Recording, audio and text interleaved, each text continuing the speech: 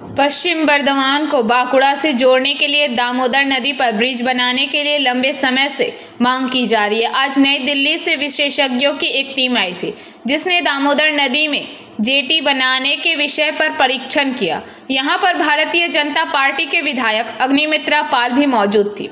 उन्होंने कहा कि যে দাবি রয়েছে এই বিষয়টা নিয়ে ম্যাডাম আপনি অনেক উদ্যোগ নিয়েছেন, কিভাবে দেখুন আজকে 34 বছর বামফ্রন্টের রুল, তারপরে 14 বছর মমতা ব্যানার্জির সরকার, তার আগেও জন্মের আগে থেকে আমরা শুনছি যে এখানে কোনো ব্রিজ নেই। মানুষ খুব কষ্টে এদিক ওদিক, ওইদিকে বাঁকুড়া, ওইদিকে পুরুলিয়া, ওই পাশে ঝাড়খণ্ড, এদিকে পশ্চিম বর্ধমান এবং তার মধ্যেই পড়ে আমার আসানসোল দক্ষিণ।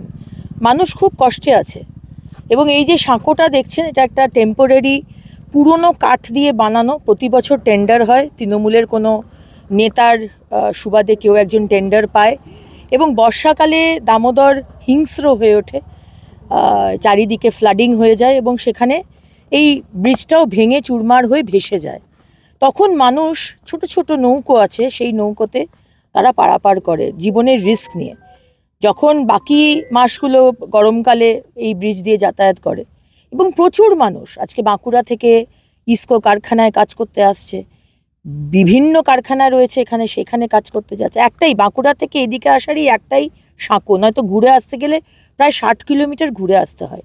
স্টুডেন্টস আসছে, ভেন্ডার আসছে, মাছ সবজি বিক্রেতা যারা তারা আসছে, পেশেন্ট আসছে, খুব কষ্টের মধ্যে তারা আসে। এবং আমাদের মনে আছে তখন বোধহয় আমরা স্কুলে পড়তাম, এখানে একটা বিরাট অ্যাক্সিডেন্ট। এখানে রাস্তা হ্যাঁ, ডেলি আমরা রোজি রুটি আমাদের এই আসানসোল বানপুর।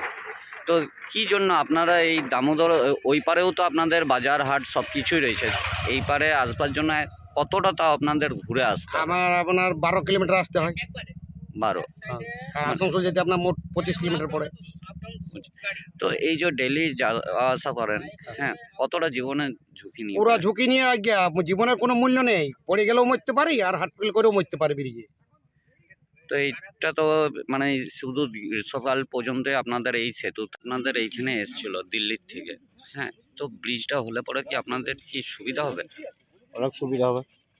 আমাদের এই গ্রামের অনেকের মানুষের মানে আসানসোল শিল্পাঞ্চলে আসা করে বিজনেস মানে এই যে আমি বলি যে এই যে রোজগার করে, যেটা অনেকের আর্থিক অবস্থা খারাপ, তাদের খাওয়া দাওয়ার ক্ষেত্রে খুবই মানে দিনমজুর যারা আসা যাওয়া করছে, নিত্য প্রয়োজন মানে মজুরির কাজ করে, তাদের যাতায়াতে খুব সুবিধা এবং ভাড়াটা সুলভ হয় এবং আমাদেরও খুব সুবিধা এই যে মানে যারা এখানে আমরা কাজ।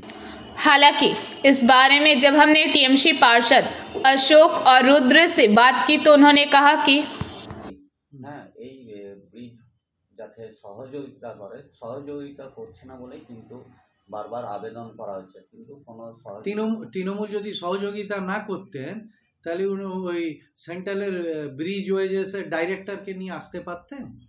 ওনার কাজ করার কোনো সদর্থক ভূমিকাই নেই, ইচ্ছেও নেই। উনি এই চটকদারি এইসবই করেন। মুশকিলটা তো এখানে আন্তরিকভাবে কাজ করতে চাইলে কেন কাজ হবে না? নিশ্চিতভাবে কাজ হবে। মানুষের জন্য কাজ করা তো মমতা বন্দ্যোপাধ্যায় তো বলেনি যেন মানুষের জন্য কাজ করতে চাই। অতএব পদ্ধতি মেনে কাজটা করতে হবে। রাজনীতির জায়গা, রাজনৈতিক অভিযোগ আলাদা জায়গা। আপনি आसनसोल से बीजू मंडल की रिपोर्ट पीबीटीवी न्यूज। नियमित अपडेट एवं दुनिया भर की ताज़ा खबरों के लिए हमारे फेसबुक पेज को फॉलो एवं यूट्यूब चैनल को सब्सक्राइब करें।